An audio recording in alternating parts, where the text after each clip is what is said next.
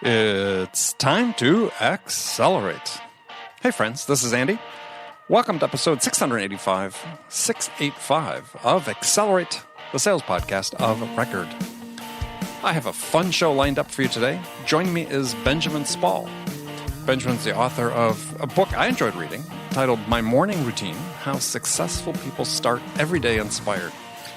And in the process of researching the book and putting it together, he interviewed a number of very successful individuals about the importance of their morning routine in terms of sort of setting the stage or setting the table for their overall productivity during the day. And I thought there were a lot of really sort of interesting ideas or lessons for all of us in that book. So I look forward to talking to Ben. But before we get to him, two quick announcements. First, next week on November 13th, I'll be the featured guest for the New York City Enterprise Sales Forum's Fireside Chat, which is basically an Ask Me Anything session. I'll be fielding questions from the audience about sales and hopefully answering them as well. I'm pretty sure I will. So there'll be a link for you to get your tickets on our show notes page on andypaul.com. Come look at this episode on andypaul.com. Click on the link, be able to purchase your tickets. Otherwise, look up New York City Enterprise Sales Forum online. Also, just briefly, talking about what's coming up in the Sales House or what is in the Sales House this week. Sales Masterclass with Patricia Fripp. She's a legendary speaker and speaking coach. Actually, she's my speaking coach, and she's talking about 5 steps to produce a killer presentation. A new course this week in our 9-Minute Sales Academy. It's how to visualize sales success, meaning how to prepare yourself for a successful sales call.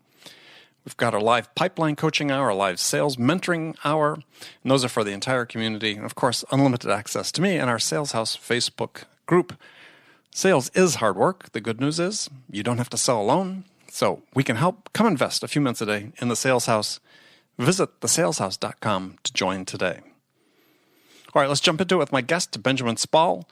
As I mentioned, Benjamin has written a really interesting book about your morning routine and the important role it plays in getting your day off to the best start possible and putting you in a position to maximize your productivity. So among the topics we're going to explore is how to build what he calls a habit stack, why you need to set your own routine. I mean, it's great to learn ideas from people that give them their ideas in his book or people you might read online, but it's important that the routine sort of reflects who you are as an individual. So why you make sure you don't fall for sort of the absolutism of the experts. There are do's and don'ts, but find out what works for you. Also, use the routine to help reduce decision fatigue, right? Part of seems like our increasingly busy life, we have many more decisions to make. Your routine can actually help you reduce the number of decisions that you need to make. All right, here we go. Benjamin Spall, welcome to Accelerate. I'm good. How are you, Andy? Good. So people don't know, I didn't hear the introduction. Benjamin's author of a book called My Morning Routine, How Successful People Start Every Day Inspired. Is that really the function of a routine to provide the inspiration for the day? Yeah, kind of the idea behind the book and originally the website, because it started out as a website 5.5 years ago, is that when you start your day kind of in this kind of with intention, so whether you're doing like meditation or working out or just giving yourself some productive time, when you start your day in that way, you're kind of bringing these morning wins with you for the rest of the day. And it's to do with kind of making your morning successful, whatever that means for you, and then bringing that into the rest of your day. Yeah, well, I find it I find it interesting that you use the word with intention, and I think this is something that certainly for our audience is one that I stress a lot, is that we have to be much more deliberate, and you can say, with intent, acting with intent in so many things we do, and certainly in sales, which is largely a sales audience, is that, habit plays a certain role in it, but even habits have to be done with intent. Yeah, that's right. And we actually talk about kind of in the book, especially in the introduction, the idea of a habit stack, which was first, I don't know if it was first coined, but it was mentioned heavily in the book, The Power of Habit by Charles Duhigg. Yeah. And the basic idea there is quite simple, is you do one habit after another every single day. So we talk about a morning routine. We say you get up, you go to the bathroom, and then maybe you'll go into your kitchen, and then you could meditate, you could do some light stretching, you could work out a little bit. But the idea is you kind of place one habit, or you stack one habit on top of another, and it's kind of the same situation every day. So sometimes actually people say to me, I don't have a morning routine, how do I start? And I say, you do have a morning routine. It just might be very simple, and it may actually be very negative for what we want it to be. So many of us, for example, we'll wake up, wake up and like hold our phone like right above our head, and we just check Twitter and Instagram first thing in the morning. And that is that's a negative morning routine, but that might be your habit stack right now. So the idea behind the book is we do point out, bad things like that, but we also point out good ideas, good things you can change that to. You could like have a conversation with your wife, do meditation, for example, Sure. something like that. Well, I mean, let's talk about that idea of good versus bad habits. I mean, there are, there's some contention around that. Some people think that you can't really judge habits. Habits are just habits, right? But I'm sorry with you. I think that I break it down into, habits either are helping you achieve something you want to achieve, or they're not. And if they're not aligned with helping you achieve, then by definition, it's a bad habit and something you could look at modifying. No, I totally agree. And when it comes to morning routines, and I guess much of our days, to be honest, I feel like our phone plays a critical role in the bad habit category. So I mentioned, Twitter and Instagram. Actually, if you check Instagram for like a minute or two, just look at nice pictures, that's actually not the worst thing you can do in the world. But many of us, we're checking Instagram, we're checking Twitter, we're checking our email. And this is before we even need to reply often. So sometimes, like for example, with this, you may have an early morning call or early morning meeting. And in that situation, you do want to check your email just to be sure that something hasn't changed. But for the most part, maybe you don't have that. And actually, you could leave your phone on airplane mode overnight, keep it in your kitchen, and then like not even turn it on again until just before you leave for work. And that's a great way of kind of taking out that bad habit. And I mentioned just kind of chatting with your wife or chatting with your husband before. I've been doing this for about a year or so. I put an analog alarm clock in my bedroom. And I've been keeping my phone, in the kitchen, which, to be honest, I'm in San Francisco, so it's not a massive distance away. Mm-hmm. But and the idea there is I can come in and like I don't check my phone unless I have to for a meeting or something, and then we could just have a nice chat. I can make breakfast, we can chat about the day, and then just as we're leaving or just as I'm sitting down to work, if I'm working from home, I'll just turn it on at that point. And it's a really nice way to kind of take the phone out of the immediate morning. Okay, well, right. So the phone is this focus of what you consider a bad habit. Well, right. Tell people why is it bad? I mean, I don't think people uniformly believe that. So yeah, no, it's bad in terms of like what you're consuming on it. So like actually having the phone, for emergencies, and that's fine. And like I mentioned, having it for checking Instagram briefly, if you're mainly looking at nice pictures of nature, that's also fine. But checking email and checking Twitter when you don't need to, and when it's just going to you're going to get racing with ideas. Your emails might make you a little bit mad. You might get angry about something, but you can't really do anything about it that much until you're at your actual computer, your desktop or whatever.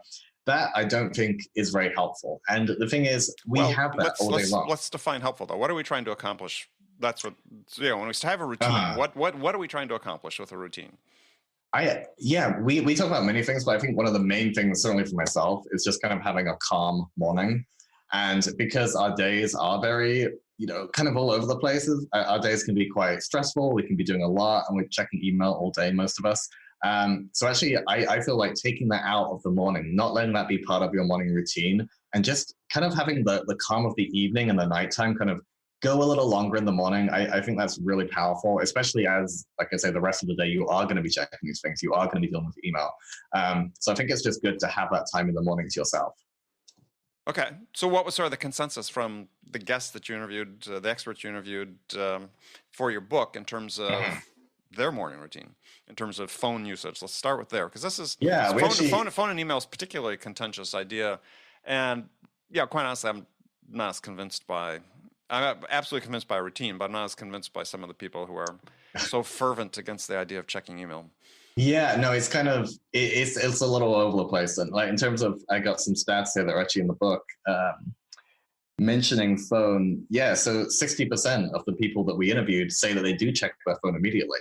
But the majority of those actually do say they wish they didn't. And I'm the same. Sometimes I do, I try my best not to, but sometimes I do. So the majority of those people wish they didn't. And it says 49% check their email immediately. So these are the people that, that they've decided they wanted to be in this book. They wanted us to interview them, and we decided that their routine was interesting enough to include in the book.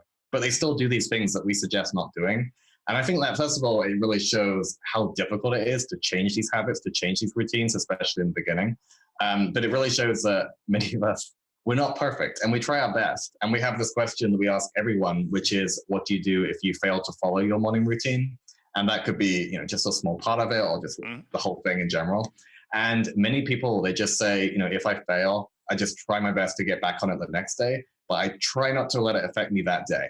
And the important point there is many people, they have this idea of, if you fail to do something, if you fail to do something that you're doing every day and you just fail to do it one day, you're kind of stuck. You kind of ruined it. You break it. You've broken the chain. Whereas in reality, even though you have broken that chain, just get back on it the next day or the next day. Just make sure that you don't ruin it for yourself over the longer term. Yeah, I think one of my issues with, it's interesting, you say 60% of them check. Yeah. And because I think one of the problems we run into oftentimes with advice, people that give advice and so on, is this sort of absolutism, right? There's that, if we're not doing this, and maybe the other way to look at it is, well, hey, you interviewed a large number of very productive, successful people, and 60% of them say they check it. Maybe the other way to look at the data is, well, maybe that's the good habit, and the bad habit actually is not looking at your phone. That's true. I actually didn't think of it that way, to be honest. But, no, I think, but in terms of absolutism that you mentioned, that's really something we're going against. And there are many books, many articles for sure, about morning routines nowadays that are kind of like, you have to get up at 5 a.m., you have to do this, you have to do that. And yeah, that absolutism we're very much going against. We have all these examples. And some people have told us, you may have noticed yourself while going through it, that you might read one routine and then the next interview, they're kind of contradicting them. And the point we're saying there is everyone's different, and we take all these different ideas, and you should take these ideas too. But we're not, apart from the tips at the end of chapters where we do kind of suggest and try, we're not telling you to do anything. We're not saying you have to do this. We're just kind of saying, give this a try. This might help, like getting more sleep, or like we mentioned, not checking your phone so much. But we don't want to be absolute. We want to kind of give people an out. We want to let people try things for themselves. Yeah, I think, to me, the bottom line with the morning routine is that, there's value in having a predictable way of getting started in the day. And there are certain absolutely essential things, I think, that as you evolve into your life have to be accomplished in the morning. Otherwise, they just don't happen. And there are things that are important in your life. And it could be meditation, it could be whatever, just for the reasons you talked about, and we'll get into some of those in a bit, is whether it's meditation, exercise, or whatever, is if they're not part of that morning routine, as you said, life is busy, and they're just not going to happen. And we have a whole chapter in the book on morning workouts, and I actually work out at lunchtime most days, not every day, but most days I work out at lunchtime because that works for me. But the reason we suggest giving, morning workouts a go, or working out in the morning a go, is because exactly what you said, you can kind of, if you're doing it first thing, you're much more likely to stick to it and much more likely to actually do it. And we talk about, leaving your workout clothes out the night before. That's a typical trick that people use. But you're much more likely to actually do it than if you're trying to do it like in the lunchtime or at the end of the day, when things get in the way and you might feel behind on your work and you feel like you can't take that time. So if there's something you're really struggling to do, and it may not be working out, it may be meditation, it may be like important, higher level productive work that you feel like you can't do during your actual work day, just try that out in the morning, kind of give yourself a little slice of time there, because you're much more likely to actually get it done because you're kind of waking up in that fresh and relaxed state. Yeah, as I went through the book, I could actually sort of say, okay, looking at the routine and say, okay, this person is either single or has no kids. Right. And they were the people that worked out midday, worked out later in the day, deferred things. You have that freedom and flexibility.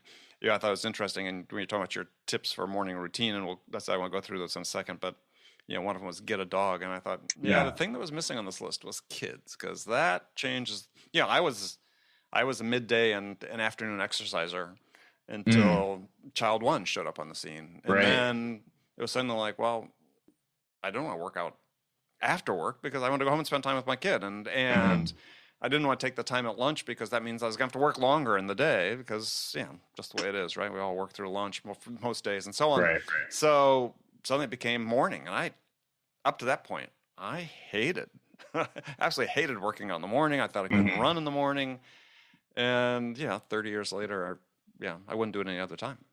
Yeah, no, it definitely shifts with kind of like you say what you have to do or like what you can fit in. And we do have a chapter in the book on parents of young kids, and in that chapter they like I suggested they all have like younger children, and they kind of speak through what works for them. And kind of like the other routines, it's just to be taken with a grain of salt. That's what works for them. It may not work for you. And they kind of all contradict each other, of course. Mm-hmm. But that was very helpful to actually have that idea in there. But to your point, totally, like actually having to shift around when you do things, working out being a great example is that's all part of it. And we talk in the book about adaptation. And the idea there is if you change a routine, if something drops out or if you add something in, just be aware of it happening and like think, are you doing it on your terms or at least on the terms of, what's needed for you and your family? Are you doing it on those terms or are you doing it for some other reason? And if the reason is you just feel like you don't have the time, then maybe you could shift it around. Maybe you could change it around if you really still want to do it. But don't worry about things dropping out if you really are not enjoying them. You're not getting much out of them. Like we say, start out if you want to try meditation, for example. Start out just doing 10 minutes a day. But if after doing 10 minutes a day for a few weeks, 3 or 4 weeks, you really feel like you're not getting anything out of it, then that's fine. Just drop it. And if you're really enjoying it, then maybe increase it. But the whole idea is to experiment and actually try these things at least once. Yeah, I mean, meditation was an interesting one because, obviously a number of people brought that up in their morning routine. And I was looking at that, I was thinking, to me, that's, I wouldn't put that in my morning routine. I mean, I do meditate, not as frequently as I'd like, but, I use Headspace and other things, the apps like that is I want to do it in the middle of the day because I feel when I get halfway through the day, for me, the most effective time is, okay, I'm sort of revved up. It'd be nice to sort of decharge for a second and then get revved up for the rest of the day, as opposed to when I wake up when I should nominally be at my most calm. Yeah, I don't find as much benefit at that point in time. But yeah. Yeah, actually, it's funny you say that. I'm exactly the same. I do tend to meditate in the morning, but if I forget to do it in the morning, I'll do it in the afternoon. And I do find that I get more out of it in the afternoon. And I think it's because, like, I actually didn't do it for 10 minutes. But I think it's because, as you just mentioned, in the morning, we're kind of already, we've already kind of had that. We've had a nice sleep, hopefully. And we're already feeling like, excited for the day ahead, maybe more big picture. And then when it comes to the afternoon, you kind of need that. And I definitely get what you're saying. I definitely need that recharge sometimes to kind of, at 2 p.m., you just might be bogged down with emails and like everything seems important. You meditate for 10, 15 minutes and you're like, you remember what really is important and it can kind of bring you back around. So yeah, I'm actually going to try and start doing that a little bit more in the afternoon myself. Yeah, interesting. When people go through the book there, I think they'll find it somewhat amusing, I guess, is how many people have like eaten the exact same thing for breakfast for 30 years or 20 years. And it's just like, and I sort of chuckled at that, but then I think, okay, well, I've not been too different actually. Right. It's probably not too far off. Well, certainly in the last close to last 10 years. Right. Yeah, 5 days a week. I pretty much have had the same thing. Yeah, my banana, blueberry, protein, fiber shake. I mean, it's like, and it's just, it's easy. It's predictable. I know it's there. It fills me up, keeps me filled till lunchtime. It's sort of the value for me is, the predictability, but also the fact that it is filling. And so I think it just sort of takes something else off the plate. Yeah, no, I like me and my wife, we do change our breakfast around slightly, but not dramatically. And kind of like, as you were saying, the one thing that we've really focused on is we'll always keep us fed or, filled up till lunchtime. And I think that's what people find what does, what gives them the energy to work and get stuff done in the morning. And that's kind of the most important part. To be honest, the breakfast and drink question, that was more just for fun. It wasn't as much of a statistical analysis as a lot of it. But that was interesting. It was also interesting to see how many people drink coffee, which was even higher than we thought it would be. Oh, really? Yeah, I would. Yeah, I would have thought. I wouldn't have been surprised if it's 95%. I mean, yeah. What we got here? Coffee is. It's only 29%. But wait, only 29% drink coffee in the morning? As their very first drink. Oh, so it's the very first drink. Okay. Yeah, so a lot of people were drinking water first. Yeah. But I think I think if you say how many people are drinking coffee overall, it's much higher.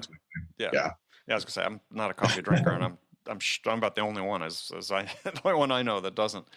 Well, I want to go through some of your tips for morning routine because I'm a fanatic about certain aspects of my morning routine, and interested to hear a little bit and have you share with what you found with some people you talked about. So you talked about experiment with your wake up time, and I found, and this you also had this discussion about the quote unquote controversy about people hitting their snooze button on their alarms. And I always thought and I believe that part of my morning routine is after I'm an old person, but I mean a relatively old person, but after being in the work life for decades, I don't need an alarm. Right. But I was surprised by how many people set their alarm, or you just had talked about hitting the snooze button to get those extra 15 minutes. Yeah, well, I would say the majority of the people I don't know if it's the majority, but a lot of the people who said that they do use an alarm, they kind of just use it as a backup to hedge against oversleeping. Mm-hmm. So I totally get that because I always set an alarm, and it's pretty rare, maybe one day a week or a 5-day week that I actually wake up to the alarm. I'm pretty much always waking up before it. But I totally get that because it kind of does suck if I didn't set that alarm and I slept for 45 minutes, an hour longer. Like I work from home for the most part, and I don't have to be somewhere at a particular time, but it would kind of suck. I'd feel like I was behind for the whole day. It would ruin my morning routine. So that's what a lot of people were saying. They're mainly just setting it to make sure they don't oversleep. And so in that respect, many of them do wake up without an alarm in a sense. But to your point about the snooze button, we do put a disclaimer saying that if you use the snooze button and you truly love it, you really think it works for you, then, sure, continue. But for the most part, many of us use the snooze button and it just hurts us. It doesn't help us in any way. And we said, just try, figuring out how many snoozes you normally do. So figuring out what time you normally tend to get up once you've snoozed, and then just put your alarm at that time and just, work through it for a week or 2 weeks or 3 weeks. And then just do that, because the snooze button is not good. Being in that, that kind of wakeful state, it is not particularly helpful for many of us. And as I said, if it truly works for you, then continue. But we would suggest against it. Yeah, the other thing I'd suggest is, and not that too many people ask my advice on their absolute morning routine, getting out of bed, but so again, so surprised whenever people had sort of stayed in bed after they woke up. I mean, to me, I get out of bed. Right, same. To me, I'm up, I'm out. I mean, it's otherwise, I sort of get, if I stay in bed, then I end up staying there for a long time, and, and that's not good. Not that I fall asleep or anything, but I'll get distracted. I gotta see what's on Twitter, Instagram, the news, so on and so forth. So I to me, that's an important recommendation I'll make people is, when you wake up, get up and get started. Yeah, and if you want to sit and meditate, if you want to sit and read, go do it somewhere else. Exactly. Yeah, we had a few people mention that they do try and meditate in bed. They'll set themselves up, but that's not enough. They still fall back asleep. Yeah, it's a guarantee you're going to fall back asleep. Oh yeah, for sure. Exercise is a big one, and you talk about you like just get outside and do something. But I believe certainly I've worked in sales for a long time, and one of the most common things I've seen among people who are most successful in this profession are people who have a routine, people who are committed to habits, and exercise is one of those. And it's not a judgment on those who don't, but it seems to be an integral part of people that, at least in my experience, have a little bit more energy, a little bit more commitment to hitting goals, and so on. Yeah, no, totally. And what we found while speaking with people who work out is a lot of them, a lot of the people who spoke with do work out in the morning, but a lot of them do work out late in the day, kind of as we were touching on earlier. And the main thing there is to just work out at any time that works for you. That's as good as, working out in the morning, because just getting that extra energy from it is most important. And I was feeling like a hypocrite for a while, because I did work out and I didn't, I joined a gym, I quit a gym. And then literally just a couple of months ago, so after the book came out, I rejoined a gym because I was feeling like a hypocrite talking about workouts all the time and not actually doing it. And since then, I recently turned 30. I started feeling so much better, and this isn't the age where you should be feeling bad. And I joined the gym and I just, did some light weights, and now my body feels better every single day. And I have so much more energy, and energy in the afternoon in particular is definitely something I've struggled with, having that kind of fatigue in the afternoon after lunch. And I've actually also stopped drinking coffee. I drink decaf coffee now, which of course has a little bit of caffeine, but nothing compared to regular coffee. But actually, so joining a gym, changing to decaf, it's really made a big difference to me and my energy and just my general well-being. I always had like a lower back pain, and just like going to the gym 4 or 5 days a week has just completely got rid of that. And so we talk about morning workouts in the book, but we do mention just if you can get a workout in at any time of the day, it's incredibly helpful. And we spoke with the chairman of the Vanguard Group, Bill McNabb, and he works out at lunchtime because he can. And to him, that really works, and for me, that really works. So as long as you figure out when works for you and when you can, and she mentioned you had to shift yours around a little bit, but as long as it does fit in with your lifestyle, then just do it, basically. Yeah, well, I mean, the benefit is, and I think the term workout sometimes dissuades some people from, and I think the term used in the book is a good term. It's just go outside, right? It's just right. If you haven't been exercising regularly, it's not part of your routine. Just go outside, take a walk, right? If it's just 2 blocks, start with 2 blocks, whatever it is, but just start with something, and you'll find, like I said, the associated benefits to sort of ripple through everything you do. Once you start feeling, and some of it's just a sense of confidence, right? And so much of all of our work, whether it's in sales or any part of business, stems from confidence. No, that's right. And we actually, I think you mentioned earlier, there's a point in our book where we say getting a dog is a great way to wake up and like definitely get out of the house in the morning. Oh, sure. And just a week ago, I was at my in-laws' house with my wife, and we're looking after their house and looking after their dog, and they have an enormous German Shepherd. So that thing needs a long walk every single morning, and it's very hot, in California. So we had to go up like 7:30 a.m. at the latest, and we would take him on a long walk. And by the time we got back, all 3 of us were exhausted, and he would lay down and sleep for hours. But it was a great way to get some exercise in, and even though you don't need to walk that far, and definitely if you have a smaller dog, you probably just want to go a few blocks. Just having that and having that motivation to get you out of the house is great, and just having that, the fresh air and everything, is a really great way to start your day. Yeah, one thing that I didn't see a lot of, and maybe not enough that really just stood out, is for me, reading a little bit in the morning. Not news, not social media and so on, but a book, business related, typically for me, in the morning, non-business at night. Is really essential, and for me, as part of my routine, is sort of just get my thoughts going. I make sure I take notes. That's part of the routine. Is actually I cut and paste between the book and Evernote, but it's my form of taking notes. But it's just for me, it's a way of getting the learning juices going, maybe in the morning, and I think that's so important during the day, as you have that mindset going into the day of, all right, what information am I going to be able to learn today? What can I learn new today? Right. I mean, you talk about people waking up with gratitude. For me, I wake up with curiosity. And I wake up with optimism, right? I can't wait to see what I'm going to learn today. Yeah, no, I like that a lot. And you're right. I think 3 or 4 people did mention it, but that's not a lot in terms of the whole book. But no, that's actually, for me, that's the dream. Reading in the morning, that's kind of like what you do stuff for, But a few people mentioned it. A few people mentioned, sitting in their library, which is also a dream. Just reading in the morning. What, you don't have one in your apartment in San Francisco? I do not. No, I have a bookshelf. Even that is a little too big for the apartment. But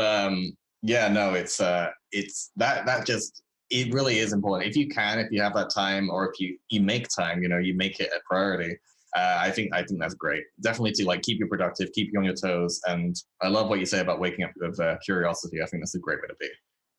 Yeah, and I really have to monitor that. Like some people do is, if I read something business related right before work, or right before sleep, excuse me. Yeah, it's a problem, because the mind is going, and I've got tons of ideas, and the way I could do something simple like put down Evernote or Bear or one of my note taking things on my phone, but But then they sort of tend to get lost. So I end up Hmm. I email these thoughts to me one thought at a time. So I see them when I wake up in the morning. But That's right. yeah, but waking up with 12 emails from myself is Yeah. usually means I didn't go to sleep very, very Right, quickly. right, right. So Yeah. yeah, for me the opposite of the inverse of the business reading in the morning is pleasure reading at night, Yeah, for sure. and I'm trying to listen to my wife and not read on my screen at night Mm. before going to sleep, because science is pretty clear that doesn't help you get to sleep. Yeah, yeah. I'm actually the opposite. I'm always telling my wife to stop looking at her phone, or at least put on the flux thing, whatever the equivalent is. At least Right, put that on, right. which isn't perfect. It doesn't take it all away, but it does help. So I'm always trying to get her to do that. But yeah, you mentioned sleep. That's actually one of the most important points that we found in the book. About a year or so ago, when we were kind of in the first draft phase, we were actually going to have a whole big section on sleep. We had to whittle it down to one chapter. Hmm.